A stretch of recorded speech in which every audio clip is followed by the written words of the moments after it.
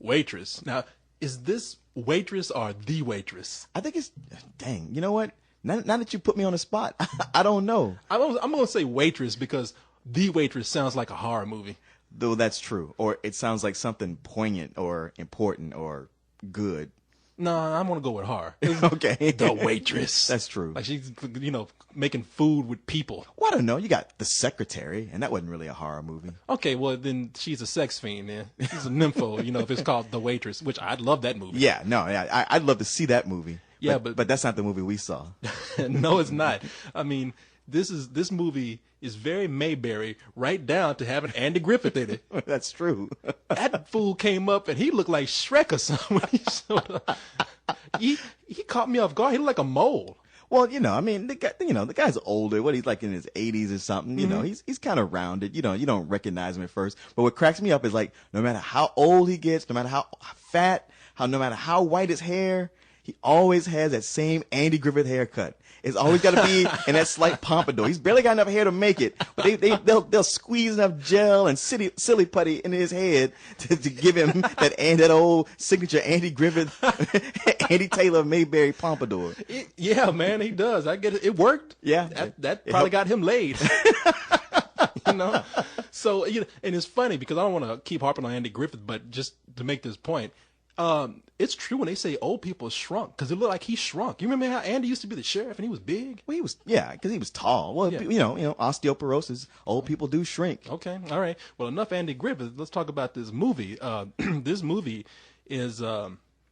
What's the story here? You have a waitress who pretty much, it's simple. She lives in a very small town. Yeah. Sort of has a very dead-end small town job as a waitress, and to top everything off, she's married to not only an abusive husband, but he's the stupidest son of a bitch I've ever seen. Yeah. He's just a shade above retarded, and I'm being generous by even saying above.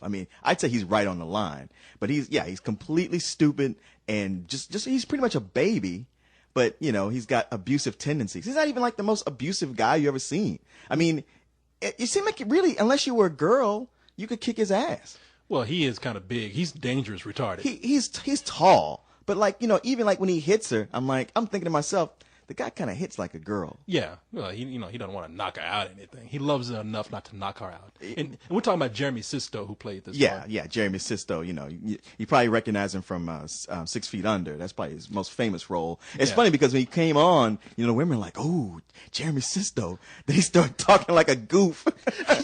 And people they hated him by the end of the movie. I know. And you know what? I really liked his acting in this. It was such a farcical role, but he really stuck to his character and kept pulling off by being just so dumb and so clingy.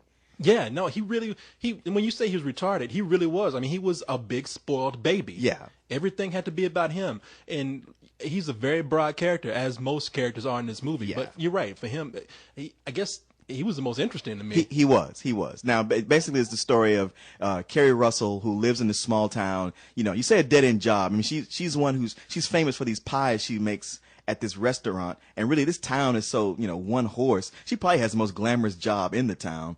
But she's the best looking girl in town. Yeah, she's the best looking girl in town, and she wants to leave her abusive husband, but then oops, she got pregnant, and so that's right. And then forgot a key point there. Yeah, key point. She's pregnant, so she feels like she can't leave, and she goes to see the new obstetrician, who is the handsome guy from Firefly. I forgot that guy's name too. I didn't even forget because I never knew that guy's name. But they're the two best looking people in town, so of course they got to have an affair. Well, Jeremy Sisto's dumb, but he makes a good looking person in town too. So it's like you have three good looking people in town. One just happens to be retarded. The other good looking guy is a doctor, and right? Not. So yeah, and that's what I like about this movie is the moral ambiguity in it. Sure. She desperately wants something else, so she ends up having an affair with this doctor. Now, that doesn't make her right, but we can see it from her point of view. Yes. But we're still waiting to see what the Firefly guy does. Right. What's his purpose? And the thing is, there really isn't nothing. He's just horny. Right. He's married, and he's got a good-looking, devoted wife. You don't find that out till later, but you don't really see what his motivation is to have this affair. Especially when that gets revealed, you're like, I don't know what was in it for him. He just seemed so drawn to her, like he couldn't not see her. Well, see, this is why I don't hate the movie, because I don't think it's an exceptional movie or anything. It's just okay. Sure. It's funny in some parts. I mean, because I got a good laugh in some parts. But these characters are so broad, and this movie is so predictable in a way. Yeah, I mean that was the thing. To me, it's not like I hate every broad comedy, but I feel like the more broad a comedy is, the funnier it has to be. And this isn't a very funny movie. There's a few laughs and some chuckles, but there's also some moments where you just kind of nah. And yeah, you talk about the predictability. Like when it came time to wrap this up, they just threw every cliche you could imagine. Yeah, that's what I'm saying, because there were some things that weren't predictable. Like I said, her affair with the doctor could have gone in a very stereotypical romantic comedy way. But you just come to find out that, where he's supposed to be the romantic lead, and I don't want to give anything away, but that's supposed to be the guy for her. But they won't come out and say it in the movie, but that guy's pretty much an asshole too. Really? Did you think he was an asshole? I see. There's some people who are just kind of unconsciously selfish, and that's how I saw him. Okay. Like Jeremy Sisto, he's so selfish that's all he is. It's just he's selfishness, and the living embodiment of that. But then the doctor guy, he was kind of like he wanted what he wanted, but he didn't want to hurt anybody. He wanted things to work out, but he also wanted his thing too. Okay, I can see that. So I'm wrong. I'm being a little drastic here. Yeah, because he was a nice guy. He really was a nice guy. Just got wrapped up in it. I mean, if anything, her falling for him, it wasn't just that he was the best looking guy in town, but he's like the first guy to really be nice to her. That's true. But because you look at all the other men in her life, which was only two others, her boss and Andy Griffith, and they're both assholes too. Yeah, that's true. But I'm just saying, he has a wife. There's nothing wrong with his life. Yeah, that's true. That's what I'm saying. There's nothing going on. Nothing well, man, going on sometime when that ass is calling you, you just can't help yourself. That's what I'm saying. We all man here. Yeah, so I'm not harping on the guy. I'm just saying, you think maybe his wife died or something. You wait to hear that. It ain't nothing like that. I know. He just want to have sex with this girl. That is what it. Now that you mentioned that, I actually do like that about it, because the way he's so desperate for her, you think there's got to be something with his wife. She's mean too. She's a bitch. Or she's distant, and it's like, no, she's actually very pretty and very devoted to him. I was thinking maybe she got fat or something. It's like, no, bitch is fine, man.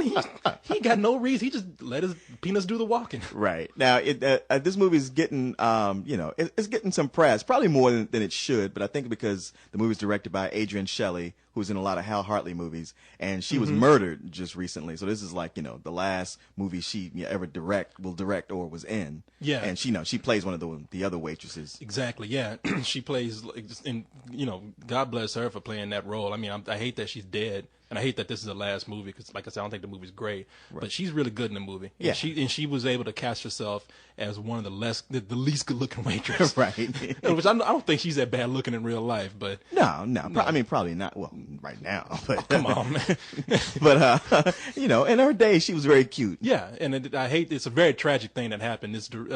She was actually killed. For people who don't know the story, the director was killed by her lawn man, her lawn guy, the guy who did her lawn. Yeah. It's like, I mean, dang, I hate for immigration to take a knock, but he was like the Mexican gardener, and yeah, it's like, damn, all these other Mexicans are like, man, why you ruining it for us? I know. You think of Mexicans to be as hard-working, honest people, and this guy's to go and spoil it for everybody. Well, like that doctor, I guess his penis just drove him to do something, because he was trying to. It's very sad. I mean, we don't mean to make fun, but they think the guy, she turned him down, and so he got pissed off. And yeah, there was some kind of miscommunication, and a very tragic thing, but and like I say, it has no bearing on what we think about the movie. In fact, I think people are walking around this movie and trying to be a little more complimentary of it than they probably should be. Yeah, I have to agree with that. But tragic for her, but the movie is what it is. We don't think it's great, but I think for the right crowd, it's a decent movie, and I recommend it for those people, mainly women and people, lovers of art house movies, especially big fans of Hal Hartley. It's definitely for them. For a mainstream audience, I don't know. I would think not so much. Yeah. But I would give it a rental. Yeah, rental. Yeah.